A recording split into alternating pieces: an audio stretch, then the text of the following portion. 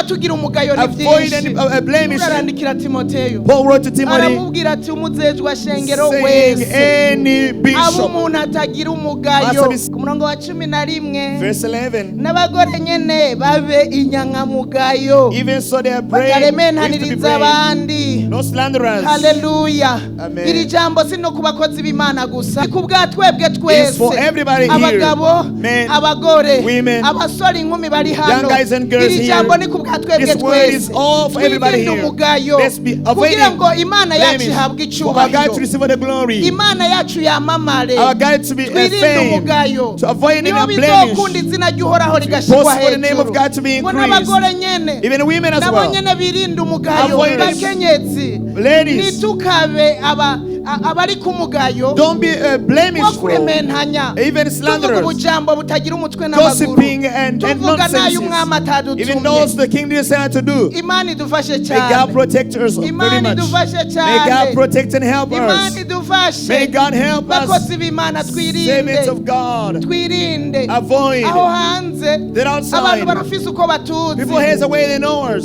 Aho hanze That outside. hari uko bariko baratuvuga. There is a saying about ngo burya hari ourselves. umukozi w'Imana w'umwizigirwa umunsi ahari. Is there any trust what we servant of God in the Ibyo world? babivuga kubera iki? Why do they wonder? Kubera Why? hari abo babona Because there are those they batukisha see izina who are ry'uhoraho mocking in the name of bakorera God, Imana bari ku who are mugayo. serving God with Imana blemish. idufashe. May God protect Twirinde us umugayo. to avoid Kandi any blemish, birashoboka. and it is possible. Birashoboka It pe. is possible for sure. Yashoboje Daniyeli It was nawe possible to Daniel. yogushoboza. The one who helped Daniel can even help Yashoboje you. Yosefu. The one who helped Joseph akirinda umugayo to avoid aho blemish. se na nyina batari. Where his father and mother went not. Akirinda umugayo aho bene wabo batari. blemish where Yari friends and gushobora gukora siblings went kiriya on. cyaha mu ibanga. He could have done this Ntihagire in n'ubimenya. secret. Nobody could have Ariko yaririnze. had a clue, but he protected Aririnda. himself. Kuko yari azi ngo For he knew that ibi nkabikora if I do this, n'abantu if batombona you're not know me, biranshira ku it's mugayo. gonna bring a blemish to me. Aririnda. And he protected Bakozi himself. b'Imana Servants of twirinde. God and protect ourselves. Twirinde. Avoid this. Twirinde ni Protect twebwe nyene bo yourself. kwirinda. It's a time Ni to pray twe nyene bo ourselves. It's kwizigama. up to us to Nta keep wundi ourselves azoza ngo clean. atuzigame. Nobody else gonna do that for us. Twirinde umugayo. Abo yavuze batoranywa. Those say to be Abo yavuze chosen. basigwa They say amavuta. to be anointed. Yandikiye na Tito. Even wrote to tithes. Naho nyene yasubiye mwiri Even jambo reading this nyene. very word.